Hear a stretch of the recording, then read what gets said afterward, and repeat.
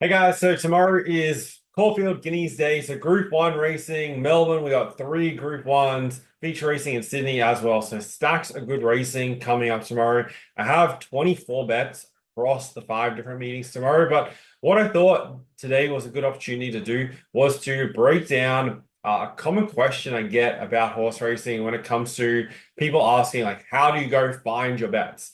And go research the races and determine what races to bet into and like what are the biggest things to look for. And over the past few years on my Instagram account, I've done like brief outlines and videos and stuff talking really quickly about like some of the things to look for. And one of the things that, is always the case and you should always look out when it comes to a horse race and before you bet on it is the speed map for that race and looking at where you think each horse is going to settle, what kind of run it's going to get, and whether then it's worthwhile considering that horse in that race based off the run, or if it's going to need to improve dramatically to be winning this race, or if it can get away with a subpar performance because the race shape sets up perfectly for it. And in this video, I'm going to break that down so then you guys can be making smarter bets on the horse racing of horses that are going to be advantage as opposed to disadvantage. Like, see so much, like if you go on social media for 5 minutes, you're going to, especially on a Saturday, you're going to see stacks of people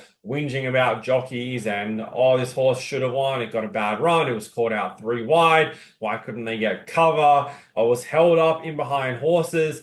And a lot of that stuff is all stuff you can predict. Like you can predict that a horse is going to be 3 pairs back on the fence, or going to be last on the inside, or it's going to be three wide the entire trip. And I'm going to show you how you can do that in this video. Before you even put the bet on, you don't need to place the bet on a horse and then go, the race has started. How's he got it stuck three wide from barrier 12 on a track where they get to a bend after 100 meters? It was always inevitable that that horse, or, a horse that has to be used up from a wide barrier early because it's a leader. They need to cross, they're drawn out, barrier 10, 12, 14, and so on. They need to cross the field. They only have a couple hundred meters to do that. So they use a lot of energy early, which leaves them vulnerable late. So when people ask, like, what are the things you want to look for when betting on a horse race, this is definitely one of the biggest ones. I'm going to give you a quick outline of how you do it. So these are the races for tomorrow, Saturday, 12th of October on racingandsports.com.au. Go to the form guide section, and then this brings up all the different meetings. So we'll just look at Caulfield, for example, but this applies to every meeting. The really cool thing about this site, it gives you the track map straight away. So you can quickly look at the track map where the starting positions are. So before you even look at a speed map or determine where you think horse is going to settle, look at where that race is being run from. So on here for Caulfield, you can see the 1,000, 1,100, and 1,200 meter starting positions are all in this chute that run down the side here, around a bend onto the home straight down to the finishing position right here. Then you've got your 1,400 meter starting position, which they're onto a bend before they get around to the side here for a few hundred meters and then round onto the home straight. So the early stages of this race from 1,400 meters, horses drawn wide are going to be out wide through this bend, covering extra ground. 1,600, 1,800, not as bad. They got a little bit of straight track here to work with before getting to a bend. The 2,000 meter starting position, though, is just around the corner from the finishing post, and they're on a bend through the first 200 meters, get a little bit of straight track before getting to another bend. So this starting position, inside draws, are definitely advantageous, and you can do the same thing through the different other tracks. So here we're looking at Rose Hill. Firstly, you'll notice the 1,100 and 1,200 starting position start from this chute where they go around to a bit of a hairpin bend. It's almost a full U-turn around onto the home straight, running clockwise this time around compared to Victoria where they run anti-clockwise. But the 1,100 meter starting position, low draws, inside barriers are really advantageous from here compared to wide draws because it's only a short run before they get to this tight turn. And the tighter the turns, the more advantageous it is to be drawn low, especially when that's a tight turn leading into the home straight. Horses with those low draws can slide through underneath and then quickly accelerate through that bend, especially if they're not held up in behind horses. So this is definitely something that you want to consider. This is the only major one that's, you got to pay attention to at Rose Hill. Eagle Farm's pretty fair, except for the 1,800 meters. That starts just past the finishing post here, and the first 200, 300 meters really off this race is all through a bend. So you definitely got to keep that in mind. And then the other meeting for tomorrow, Ascot, the 1400 meters, they're onto a bend fairly quickly before onto the back straight. And then especially the 1600 and 1800 meters, plenty of bend to work with through here during those early stages. And even the 2100 meters, they're quickly onto that bend that's just out of the home straight. So this is the first thing you want to look at. You want to get the starting position for that race. So here you can see, so Caulfield race 1 is over 1700 meters, race 2 over 1200 meters. So you know where they're starting from. Identify, okay, where's the 2000 meter race? Okay, the group 1, might and power is over 2000 meters. They're going to be starting from here. And then you want to bring up that race and determine the starters for it. So we'll come over. There's a couple of ways you can do this for Victoria, for Brisbane, for Adelaide, and for Perth. You can get away with using punters or RaceNet and using their speed maps because you can adjust them for yourself as well. So it's a really good free tool. And, for anyone wanting to learn, it makes it very easy to use. So we just click on a race to say Caulfield race 3. It's over 1200 meters. This one's from the shoot start. So from here, they've got plenty of straight track to work with. As you can see here, so from the 1200, they're running on down the straight. So wide draws aren't as big of a deal from this starting position. You can get away with it being drawn a touch wide because you only have one half bend to work with. Thing you want to look at though is where a horse is going to settle and what's the pace going to be in this race. So you click across to speed maps. Whenever you look at this, like the first thing you want to identify is which horses are going to want to go forward and lead. So you have Shame, who looks to want to go forward from a low draw. It'll likely get the front from there. The other pace is coming across from out wide. Kundalini, Gumdrops, Charmstone a little bit, and then Yellow Sam. These horses drawn out here effectively have a decision. The jockey has a decision to make whether they want to go forward and use up energy early or they want to go back. We bring up the horse's form. This is where you can determine, okay, what are they most likely to do? So firstly, Charmstone is drawn out in barrier number 14. Damien Lane is riding. It's coming into this race first up with a trial over the 800 meters. We go back through, we'll look at what it did first up. Last preparation, settled 8th in the run, 8th at the 400 meters, and had barrier 8 that day. So settled back 8th of 10 in the run from just below average barrier. Over 1200, which is what this distance is, it settled 4th in this race from barrier number 9. So yeah, it does have that tendency to go forward and look to settle in the front half of the field. And then from in the group 1 over 1400 meters, which was at Rosehill up in Sydney, they elected to hold up in 5th and then drop back to 7th towards the turn there over 1400 meters from the inside barrier. So for the most part, last preparation, this horse wanted to be in the first half of the field. It's obviously not going to get that kind of situation in this race and does look to have a little bit of issues getting that spot. So it's going to have a tougher run than you would expect, and especially first up, that's definitely not ideal. And so this is where you can go through and actually break down, okay, how accurate is this map? Where are these horses going to settle? And that's just one of them, for example. Then you want to, based off of this, determine what you expect the race pace to be. Do you reckon they're going to go fast or slow or average tempo? As like a just general rule of thumb, the more horses that want to go forward, the more that race sets it up to be run at an above average tempo. If there's, only one horse, or sometimes you get races where there's like no horses and the lead's up for grabs to anyone who wants it, those races are generally below average tempo. Obviously, things can change when, the trainers, owners, jockeys see that, there's not much pace.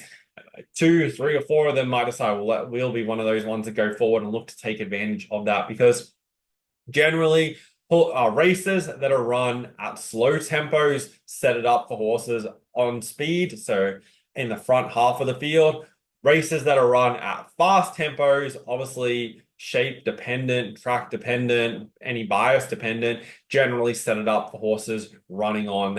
You need generally to run on from the back. You need to be either clearly the best horse in the race, or you need an average or better tempo. It's very, very difficult to run on from back in the field if they've gone slow up in front. The only way you can kind of get away with it is if you slice through underneath the field and save a stack of ground, or if they've gone too slow up front, which has caused like a compactment of the field where everyone now there's like 3 lengths between first and last. So if you just have that bit of extra turn of foot, then you can overrun them. But if the horse is out in front, run it at the right tempo, click it up at the right time, increase the speed at the right stage, then it's very hard to run on if they get those cheap sectionals out in front.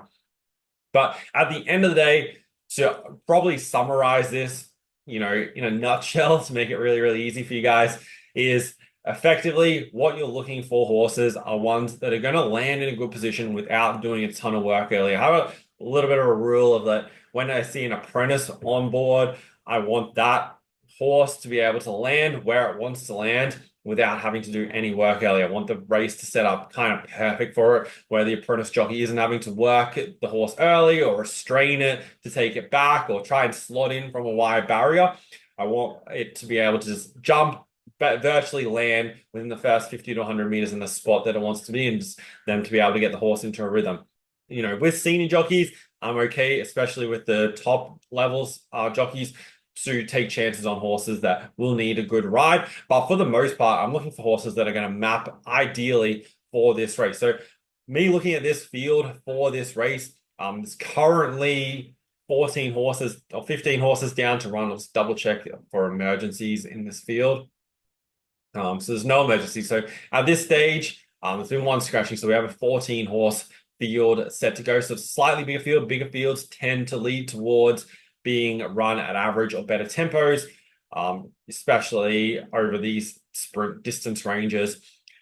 For this race, the horses that look to map really well are these ones that are going to park just in behind the speed. So your A Little Deep, Aviatress has a good map from barrier number 4. It'll park just in behind. Extra 2 has a little bit of a tricky map because it's a horse that doesn't want to lead, but just wants to be midfield. It's going to have a tricky time getting in from that wide barrier. Kundalini might have to use up a little bit of energy early to go forward. It ran on from the back in its last run. So this is one where if you've been watching the races, you can, identify, or is that horse actually going to go forward? You'll see last start of this track and distance settled 6th in the run from barrier number 14. So it's unlikely they're going to want to go forward. They're going to look to try and slot in a position midfield. Prior to that was 2nd in the run and 4th in the run prior to that over the 1100 meters here at Caulfield. So they obviously want a forward of midfield position, but their decision is, well, are we going to go forward and use the horse up early? Likely the answer is probably no, because there's going to be horses that'll hold up, and there's a high likelihood from barrier number 12 that they get caught out 3 wide, potentially from that barrier because the rest of the pace is drawn outside them, that they get caught out 3 wide without cover, which over this distance you can get away with, but for the most part you don't want to. So that's a quick summary of that race. We'll go see what race 5 looks like, see if this is a better example. This is over 1400 meters, so this is probably a good example because the 1400 meters at Caulfield, we bring back up this map, is where they're on a bend for this first effectively 400 meters through this bend. So this is very, very important where you're drawn and where you're looking to settle. So if we bring up the map, you can see there's a fair bit of pace in this race. There's a number of horses that are wanting to go forward and look to find a position. And whenever I see races where I've got this many horses that are, wanting to be up on speed, I'm expecting average or better tempo, that's for sure. And, looking at this map, therefore, I'm then starting to look at, okay, which horses are going to park in behind, but especially in big fields, they're able to generate clear running towards the outside. Horses in this case, so Jimmy Star, who's currently favorite, looks to get a really, really nice map just parked in behind. Then outside of that, Running By has a really difficult map from that wide draw. Who Dares, also in the market, has a tough map. Super Azi, who's previously gone forward, but not as much recently, has a tough map from barrier number 13. Coming back towards the inside, Coast Watch will park just in behind. However, the danger with Coast Watch, they're going to have $71, $51 chances, etc., all drawn in front as potential roadblocks. And around Caulfield, you don't have a ton of time. You need to be already edging off around the bend to establish that clear running. So it's going to need a really good ride from the jockey on Coastwatch, which is Mark Zahra. So, you can definitely get away with it if he can find the splits or the gaps open up for him. And this is obviously the things you can consider. The better jockeys will make use of the barriers and can overcome slightly negative draws, where other jockeys, like if they're drawn poorly, you're going to get a bad run. But be very, very cautious of backing horses that are going to definitely find traffic or that are likely to be caught out wide. You can also use the tool here. You click across to settling position. This is where you can get an idea of where they're potentially likely to settle. This map, though, has Jimmy Star last on the fence, which I feel like is very, very inaccurate. Looking at the way this race looks to set up, Blake Shin will definitely be staying, in the running line, looking to be at midfield, and not much further back than one pair off midfield, to set it up to be running on, because it's going to be very difficult to win from that position. So this is something I would avoid. However, when you're betting in New South Wales racing, if you go to the meeting, so you just click on the meeting for Rosehill on racingnewsouthwales.com, then you can go to speed maps. So there's a link there that brings up this tab where you can bring up the Racing New South Wales. So these are the steward speed maps of what they're expecting for this race to be, where horses are going to settle. And they also give you a prediction of what the tempo is going to be. Remember, faster tempos set it up for run-ons, slower tempos set it up for on speed. As a general rule, there's obviously caveats with bias, wind, etc., etc. But this is a really, really valuable tool, but it's only for New South Wales racing. But obviously that covers, one of the main meetings on a Saturday and on a Wednesday. So it's definitely a valuable tool to use. So you can go through, analyze where horses are expected to settle. This race 3, Raff Attack and Bear and Loose come from the same stable, both with the Waterhouse and Bot. And in this case, it's very unlikely we're going to get a strong tempo where these two are going to burn each other up on speed. If Raff Attack even lines up, it is scheduled to run on Friday. If it's out, then Bear on the Loose looks to have a really, really easy lead. If it does run, though, those two should control the race, which will make it difficult for other runners to be running on from the back. So hopefully this gives you some insight on when you're analyzing the maps, when you're analyzing settling positions, you want horses that are going to be advantaged based on where they settle. Definitely add this to a tool belt of when you go through and analyze races. If you want to, see me do this, like for the races tomorrow, we're betting in 24 races. I previewed 31 races as part of the racing show preview show. And so going through this analysis for all of those 30 races and breaking down of which horses I'm backing, why I'm backing them. And obviously this is just one factor you're looking at. You don't just want to back a horse because it's predicted to settle in a good spot. You want to make sure the form lines up, the jockey lines up. But when people ask like, what are the things you look for, the one thing that people rule out but is critical is the speed map, because it's the first thing everyone whinges about when their horse loses is where it's settled in the run. And a lot of the time it's the jockey's fault, but it could have been predicted in the first place. So if you want to learn more about like how to go through and analyze races, you want more videos like this, let me know in the comments. I'm happy to put more videos out, breaking down the analysis like this. And, obviously there's lots of caveats, lots of different circumstances. So I can talk for a long, long time about this, but I wanted to give you guys a quick overview, go through the couple of tools you can use to analyze them. And yeah, give you just a brief overview of the skills and a bit more depth than I've previously done on Instagram and stuff like that. That being said, if you want all the racing selections, join the racing show. I'll put the link in the description. I picked up just over 4 units on Wednesday. So that brings our October total to just over 10 units and on track to make it 35 out of 37 profitable months since I started the racing show back in October 2021, but then also did this for 8 to 9 years, pretty much full-time prior to that as well, before ever sharing my selections, because back for a lot of those years, I just kind of assumed everyone was making money the same way I was, but later came to realize that wasn't the case. That's why I created investor.bet, to help more people be profitable. And like with the racing show, like we average almost 40 units a month in profits on our horse racing bets. And if you're betting $50 units, you only need to make 4 units profit to cover your whole monthly membership. And so like the profits really add up. Once people are in, they don't bet any other way because they realize the results that they're getting from following the selections. And the really cool thing is you only have to, log in on a Friday to check the bets for the Saturday. You don't need to spend 8 hours, like it's literally 30 minutes a week to follow all the selections, which can result in obviously averaging 40 units a month. If you're betting, $50 units and the most we ever outlay on a race is 2 units, then at a $40 units a month on average times a $50 unit size, that's $2,000 profit on average a month that you're making. Some months we make 10, 20 units, other months we've made 90, 95, I think 98 was the highest units in a month. So for a $50 better, that's almost $5,000 extra across that month, which was back, I think June, July last year were both 90 plus unit months. That's the game plan with the racing. All those selections are already posted inside the members area with the preview breaking down all the races for tomorrow. Other things going on right now, because I want to keep you guys updated, because this period, like obviously we've been posting lots of videos about the AFL, NRL all throughout this year, but there's still stacks of sport going on, and there's ways you can profit on all those sports. Obviously, horse racing is your most profitable, and that's why I recommend to everyone, over these next 5 months or so, while there's no AFL, NRL, use horse racing to build up your bankroll. Use it to start making more and more profits. Then when you go into next football season, if you've watched the videos, you understand like using statistics to find your bets, you're actually really going to make profits. And if last season, you're just kind of getting started and betting small, you build up your bankroll. So then you're in a smart risk management way, then setting yourself up to profit more next season.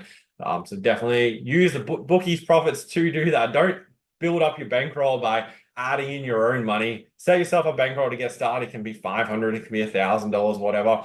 Doesn't really matter. Use the betting company's money to build up on that. And then you have a bankroll of the betting company's money to use from. It was way back. I don't know what year it was, but I'd been betting for a few years. And I remember it was this like a week or so where I wasn't getting the results. I'd lost a few units and I was like a little bit frustrated about it.